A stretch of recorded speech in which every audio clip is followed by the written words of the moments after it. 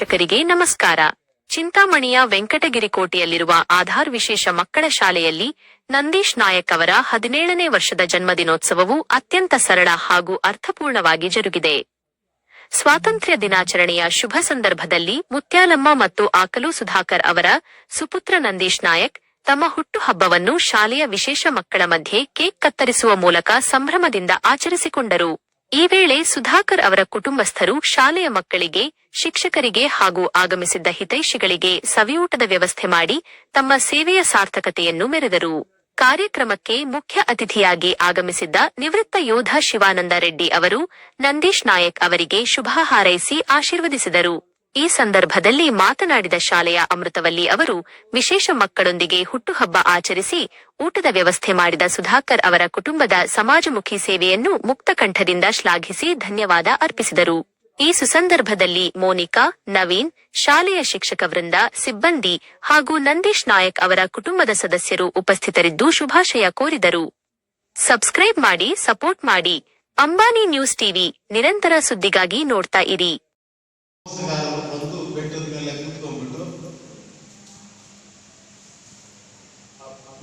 ಚಳಿಗಾಲದಲ್ಲಿ ಏನಾಗುತ್ತೆ ಅಂದ್ರೆ ವಿಪರೀತ ವಿಮಾ ಆಗುತ್ತೆ. ಆ ಟೈಮಲ್ಲಿ ನಮ್ಮ ಸೈನಿಕರು ಏನಂದ್ರೆ ಅಲ್ಲಿ ವಿಡ್ರಾ ಮಾಡಿ ಸ್ವಲ್ಪ ಹಿಂದೆ ಬರ್ತಾ ಇದ್ರು ನಮ್ಮ ಬಾರ್ಡರ್ ಬಿಟ್ಟು.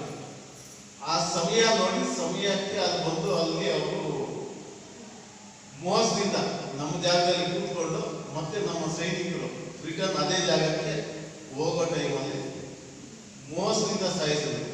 ಎಷ್ಟು 520 ಜನ ನಮ್ಮ ವೀರಗತಿ, ನಮ್ಮ ಸೈನಿಕರು ವೀರಗತಿ ಪ್ರಾಪ್ತಿಯಾಗಿತ್ತು ಕಾರ್ಗಿಲ್ ಸಮಯದಲ್ಲಿ.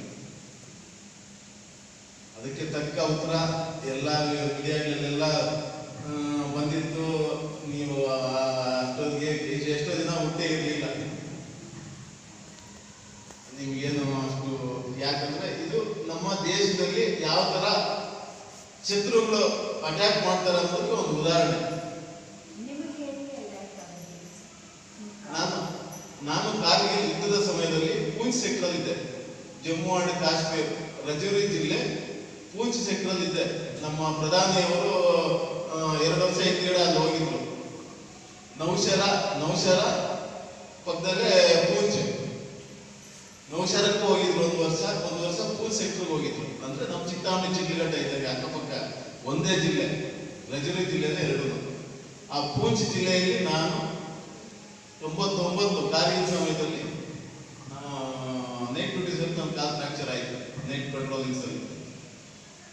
ಪೆಟ್ರೋಲಿಂಗ್ಸ್ ಅಂದ್ರೆ ಇಲ್ಲಿ ತರ ನಾವು ಟಾರ್ಚ್ ಹಾಕೊಂಡು ಇನ್ನೊಂದು ಹಾಕೊಂಡು ಹೋಗೋದಲ್ಲ. ಏನು ಶಬ್ದ ಬರಬಾರ್ದು, ಒಂದು ಟಾರ್ಚ್